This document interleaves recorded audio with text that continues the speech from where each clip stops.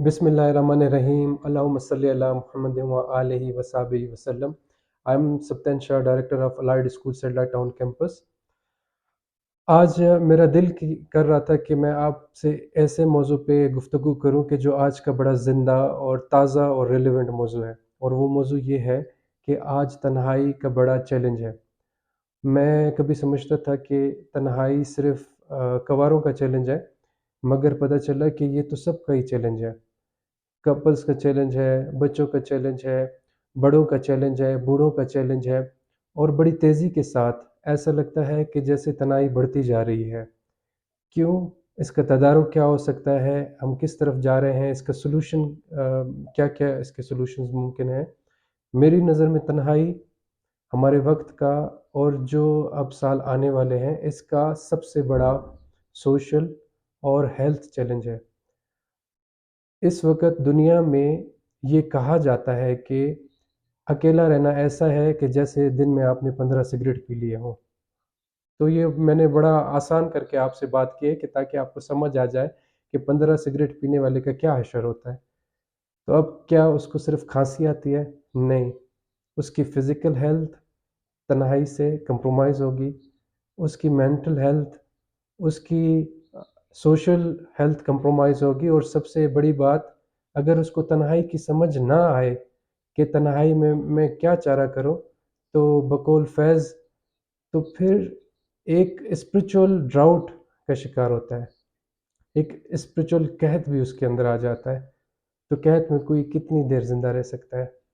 تو تنہائی بنیادی طور پر ایک بہت بڑا چیلنج ہے ہمارے معاشرے کا، اور دنیا بھر میں آ چکا ہے یہ، اور جیسے جیسے وقت گزرتا جا رہا ہے یہ بڑھتا جائے گا۔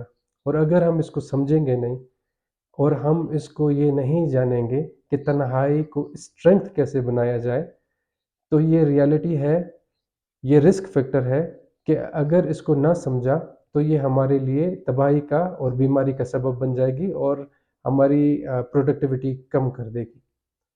اور اگر سمجھ جائیں تو پھر میں سمجھتا ہوں کہ تنہائی سے یہ خلوت میں تبدیل ہو جائے گی، لونلینس سے سولیچیوڈ کی طرف چلی جائے گی۔ تو پھر جو خلوت ہے وہ تو ایک حسین ترین کیفیت ہے، اور میرے خیال میں اس سے انسان کی ذہنی کیفیت بہتر ہوتی ہے، پروڈکٹیوٹی اس سے بڑھتی ہے۔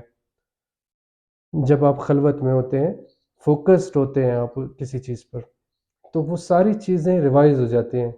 تو اس وقت اس ٹاپک کو سمجھنا اس لیے ضروری ہے کہ یہ موضوع ایک دفعہ چکھا دیا جائے، کہ وہ ایک دفعہ اس موضوع کو چکھ لیں کہ تنہائی کو آپ زہر بھی بنا سکتے ہیں، آپ دریاگ بھی بنا سکتے ہیں۔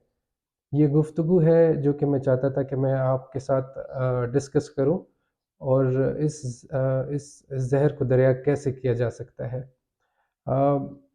اچھا، ایک بڑی اہم یہاں پہ ایک سوال پیدا ہوتا ہے کہ خلوت اور تنہائی، ایسا نہیں ہو سکتا کہ تنہائی میں بھی اگر کوئی پرپز ہو اور ہم پرپسفلی علیحدہ ہو جائیں اور کٹ جائیں اور غور و خوض کرنا شروع کر دیں اور اپنے آپ کے ساتھ وقت گزارنا شروع کر دیں اور کٹ جائیں باقی دنیا سے، تو اور اگر اسی طرح کوئی ایم ہی نہ ہو، مقصد ہی نہ ہو، کھوکھلا پن ہو، اور آپ کے ارد گرد سب کچھ موجود ہو، گھر کے پورے بندے موجود ہوں، سب کچھ ہو، آپ کے دفتر میں پورا ایک ماحول موجود ہو، لیکن آپ کو ایسا لگتا ہے کہ آپ بالکل اکیلے ہیں، کیا یہ اسٹیٹ آف مائنڈ ہے؟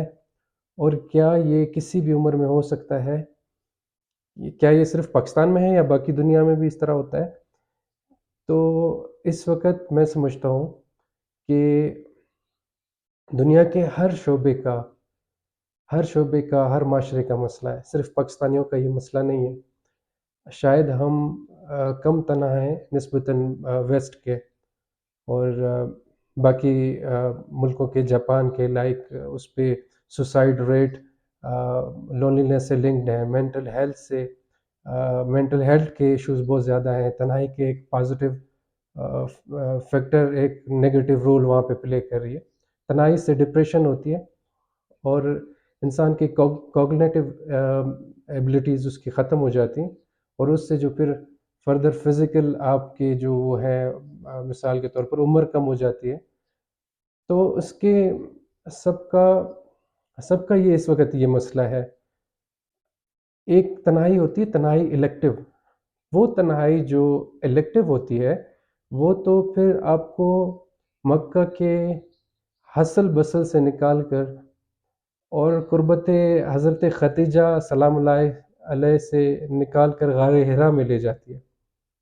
وہ تنہائی تو وہ ہے جو خود رب کے پاس بھی ہے۔ اب مجھ ناچیز کو یہ معاف کیجیے گا اگر میں ڈائگریس کر رہا ہوں یا کوئی ایسی حیثیت سے بڑھ کر میں اس کا ترجمہ کرنے کی کوشش کر رہا ہوں۔ مجھے ہمیشہ یہ لگتا ہے، صرف مجھے ایسا لگتا ہے کہ کل واللہ احد میں اللہ پاک اپنی تنہائی کا اعلان کر رہا ہے۔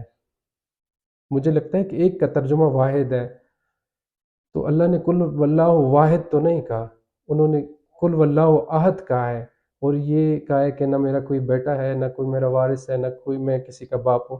تو اس سب نے انہوں نے تنہائی کا اعلان کیا ہے، اور جو لوگ اس وقت الیکٹیو تنہائی میں جاتے ہیں نا، تو اس وقت وہ اس خلوت میں جانا چاہتے ہیں جہاں پہ وہ ایک بڑے تناؤ کے ساتھ وقت گزارنا چاہتے ہیں، اور پھر وہ ان کے اندر کی جو کنیکٹیوٹی ہے، اس سے وہ پروڈکٹیوٹی، اس سے کریٹیوٹی، اس سے انوکھے خیالات اور سوچیں اور عجب قسم کے شعر، عجب قسم کے خیالات، یورک یورک کا جنم لیتا ہے۔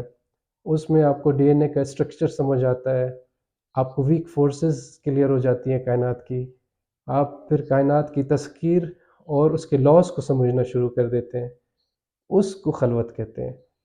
تنہائی وہ ہے جس وقت آپ کو لگے کہ دنیا نے مجھے چھوڑ دیا،